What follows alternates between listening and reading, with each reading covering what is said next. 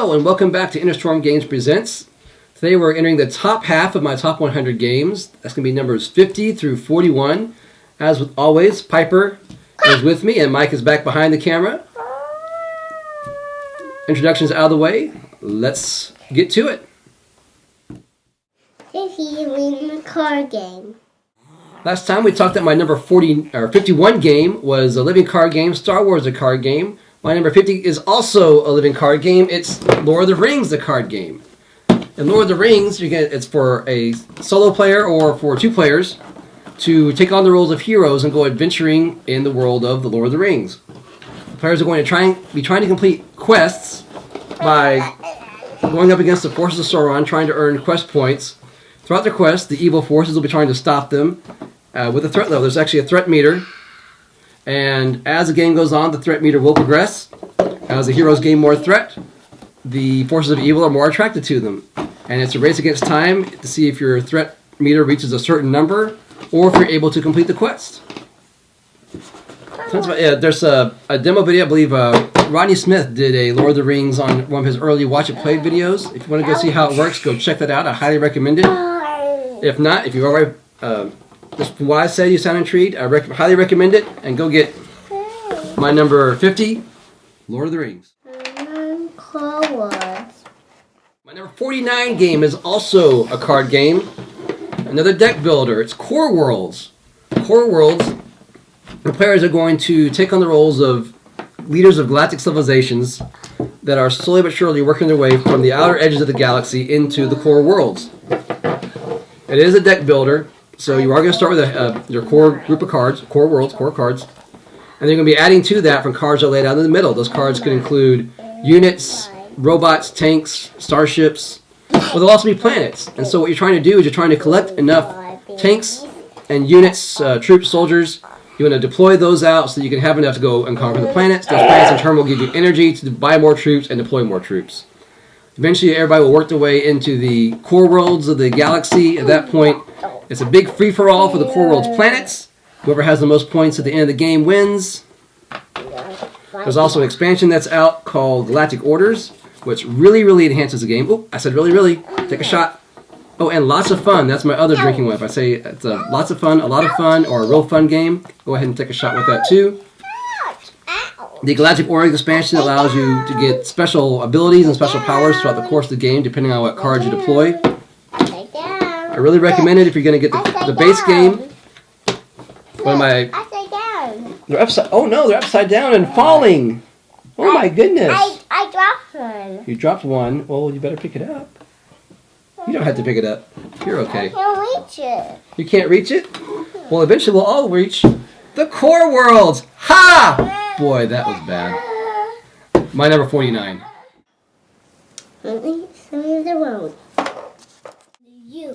Alright, my number 48 game, for those of you who recognize the dragons that Piper is playing with over here.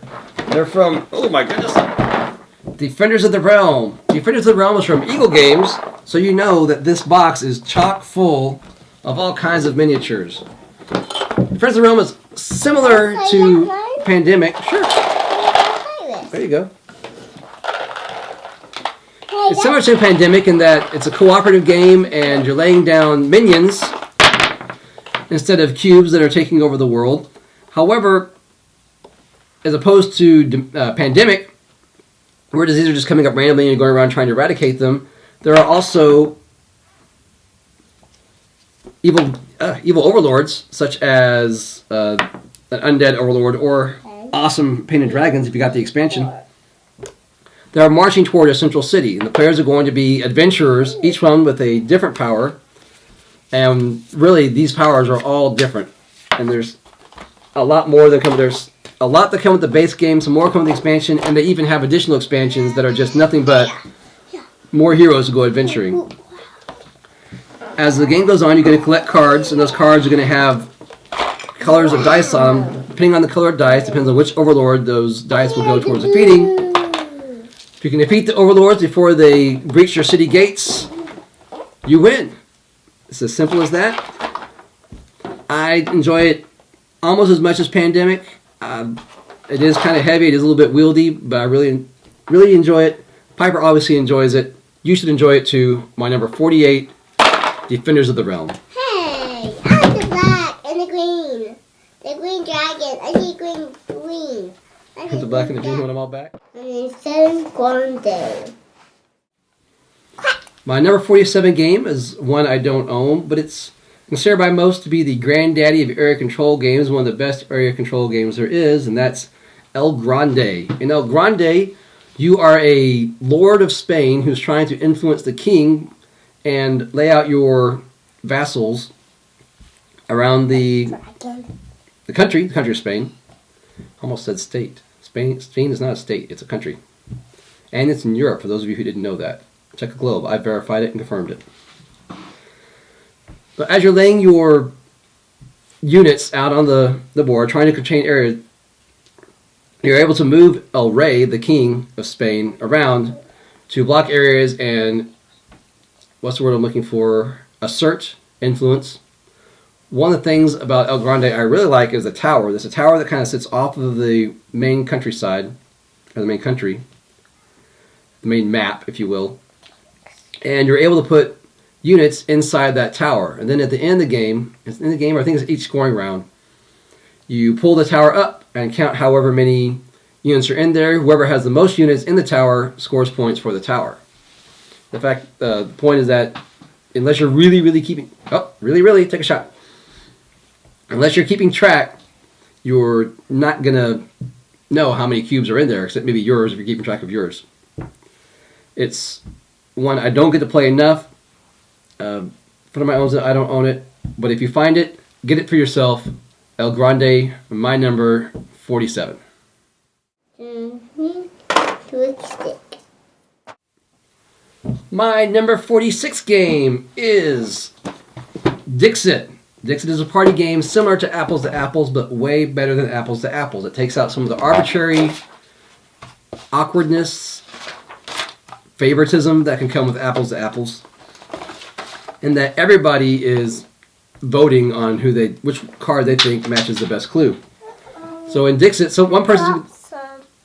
You dropped something? Well, you can jump down and get it. We'll wait.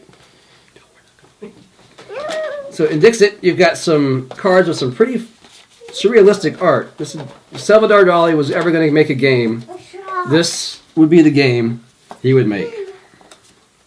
Those are just some of the cards in the game. So what's going to happen is whoever's the storyteller for that turn is going to look at their cards they have in hand and come up with a clue.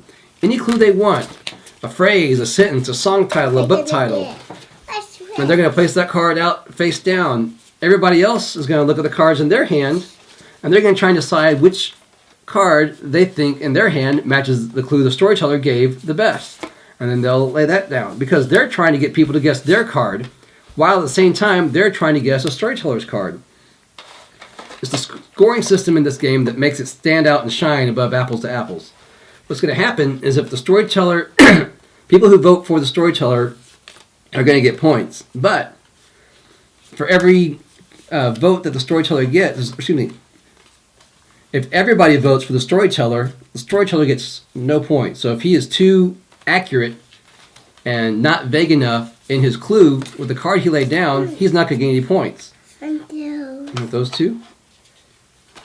On the flip side, if nobody guesses a storyteller's card because he's way too vague, he still gets no points. So what the storyteller is looking for is some, but not all the people to vote for his card. And as I said, other players are hoping that people will vote for their card so they can glean some points out of the round as well. First person to 30 wins. Little bunnies for keeping track. The game, if you get a Dixit Odyssey, the game will go up to 12 players. There's so expansions, tons of cards, hours of fun and enjoyment, lots of entertainment value. My number 46 is Dixit. Can you hold that? I can't. Oh, I can't. I can't. It's very in the dark. Right, my number 45 game, Descent, Journeys in the Underdark. But you know what? Descent 2.0 is a new release. I haven't played it. It's not number 25 on my list. How high is it? this Descent, Journeys in the Underdark, is my number 45. But Open it. while Piper tries to open that one, and trust me, this camera is going to get crowded. This box is just filled with miniatures. That's all that's in this box. This box is filled with map tiles and with tiles and counters. This box is filled with heroes and more counters. Because there is a lot for Descent that's out there. And all Descent is a simple dungeon crawl. Well, okay, you caught me. It's not a simple dungeon crawl. It's a dungeon crawl where most of the players will take on the role of heroes going to the dungeon, while the third, fourth, fifth player, one other player, will be the overlord trying to stop them, who's sending all the minions, various monsters, and other things, giants, mucking around in the dungeon to try and stop them. There are several scenarios that come with the game. There are several scenarios, even more maps that are out there online. This is a game with infinite possibilities. The original Descent had the box out here. What really put it, there's really again, you know what to do. Had the Road to Legend expansion, which took it from just a simple dungeon crawl where you could actually have a campaign where your heroes would maintain their equipment over a series of adventures, making it a little bit closer to Dungeons & Dragons. You get that same kind of role-playing feel to it. But the vast landscape and scope of this game is just incredible. And if I didn't always end up being the overlord every time I played, it would probably be up even higher on my list. But for right now, and again, this is the original, not the new edition, Descent, Journeys in the Underdark is at number 45 on my list. Warhammer Invasion. My number 44 game is another living card game. This one is Warhammer Invasion. Warhammer Invasion. And either a little spider left over from Descent or dust falling from the ceiling that time. Warhammer Invasion taking on one of the races from the Warhammer Fantasy World by Games Workshop. And you're going to have your home fortress, for lack of a better word. And you're going to be attacking each other's home fortresses. The game supports normally 2. I think there are online rules. You can play up to 4. But you're going to have your fortress. Let's see if maybe I can get a fortress out just to kind of show. Nope, they're all in the cards, so I'm not going to get it out. But you're going to have your fortress. You're going to, on one side, you're going to have support that you are using to help stack up your fortress and defend your fortress, and also generate more revenue, more resources for you to purchase new cards with, and to play new cards. And in the front of your fortress, you're going to be laying out the troops that are going to be attacking other people's fortresses and other people's troops. And on the other side, you're going to have quests that you're able to send your heroes on. And as they progress on the quests, they'll eventually complete them, and that will allow them to use the resources earned on those quests to use whatever power was gained via that quest. What I like best about Warhammer Invasion is that I can get not the entire, but I can get a lot of the stuff that's out there for Warhammer Fantasy Battle in card form. Yes, it means I don't get the joy of painting the miniatures, and I do miss that. But on the flip side, Cards. what would normally cost me thousands of dollars, I've been able to get for a little over 50. And for me, that's huge, especially with 2 daughters you got to put through college. Oh my goodness, and weddings. But I'm really looking forward to that just as well because I love them both very much, right? Quack. Quack, like she said. What I don't like about Warhammer Invasion, and it's a very, very small quibble, but they made Skaven and Lizardmen neutral races. I'm a huge Skaven fan. I'm a huge Lizardman fan. I was really looking forward to being able to use those as main races. I've got enough Skaven cards in here. I can use those as a main force, for lack of a better term. They won't have their own fortress. They'll have to use the Dwarven fortress. But it's just a card. It doesn't matter what's on the front. It's just there for aesthetics and looks. I'm dragging over long on this. If you like Fantasy Battle, if you like card games, then go out and get Warhammer Invasion, number 44 on my own list. My number 43 game, Cutthroat Caverns. Cutthroat Caverns is a dungeon crawl with a twist. As you and your heroes, your fellow adventurers, are going through the dungeons, defeating monsters and gaining their treasure, and accruing points for defeating the monsters. The trick is that while everybody is fighting the monster, only one player is going to get credit for fighting the monster. And the player with the most points at the end of the game wins. Which means you are going to want to make sure that you are the one who kills the monster. And your friends are going to want to make sure that you are not the one who kills the monster. This is a blast when you've got the right people. There are some that don't like the fact that every monster is different that you fight, so every time a new monster comes out, you have to, oh, what do we got to do to beat him? Who cares? Look at the rules, beat them. You're going to beat the monsters. Early on, anyway. What's going to happen, though, is as you go through the game, you might lose some of the members of your party. Either because of the monsters or because of actions that you've done.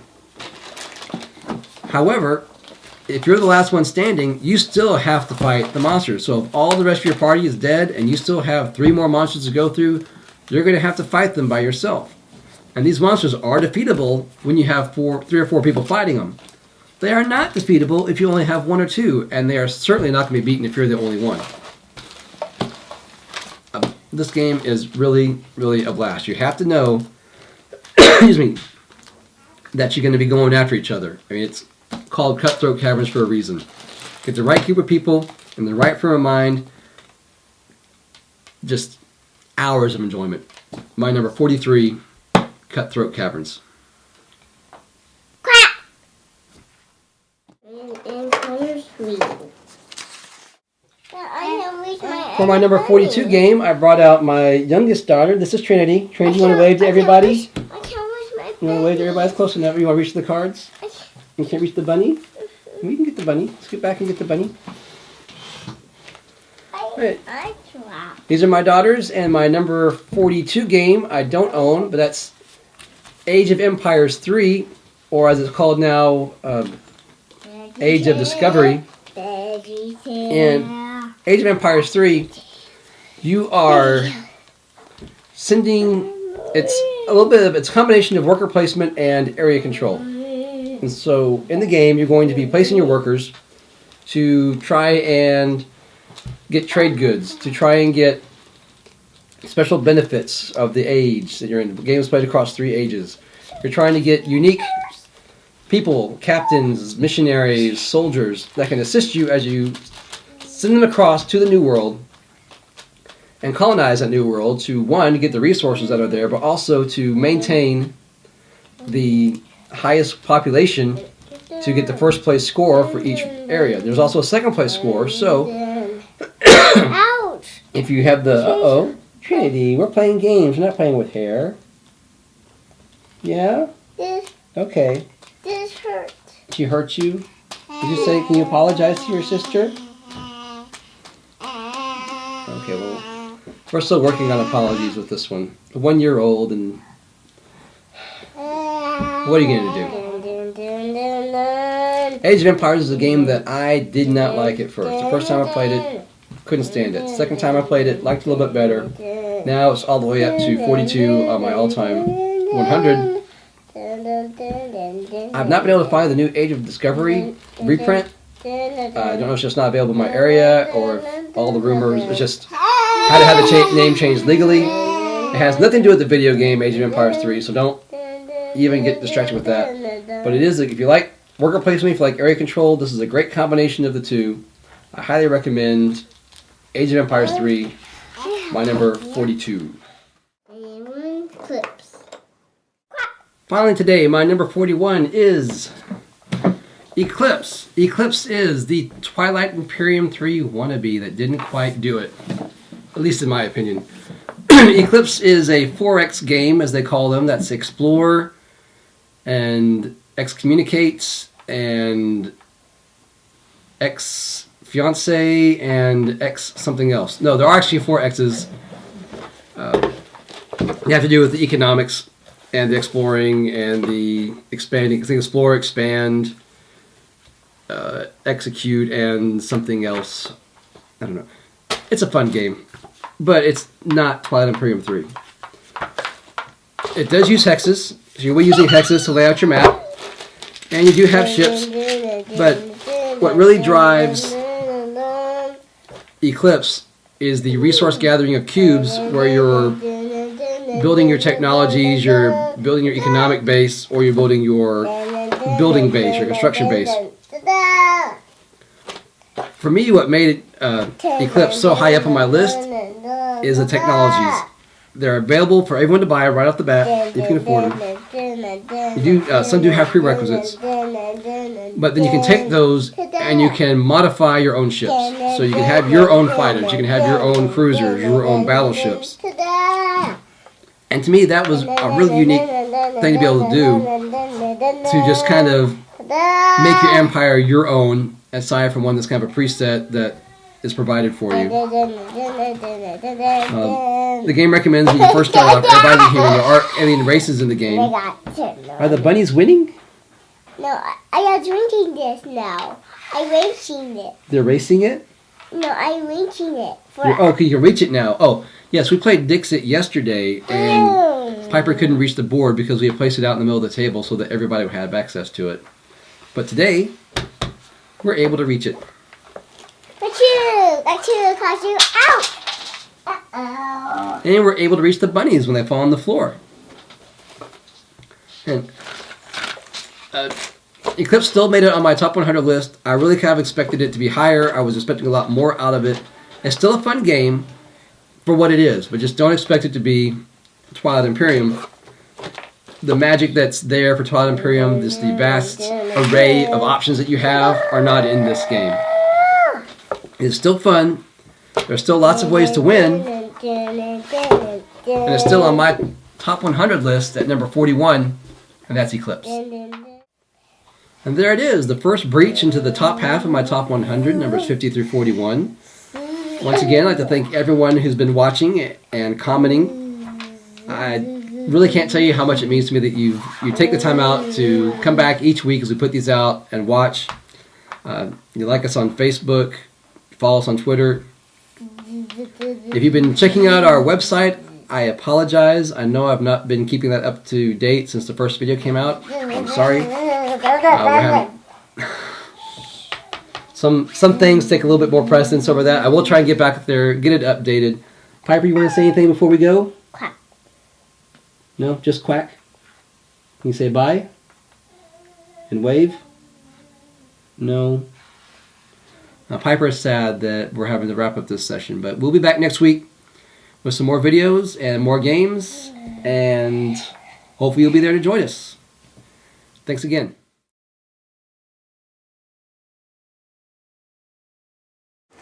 Oh, I see a car. Moving by to my house on this side.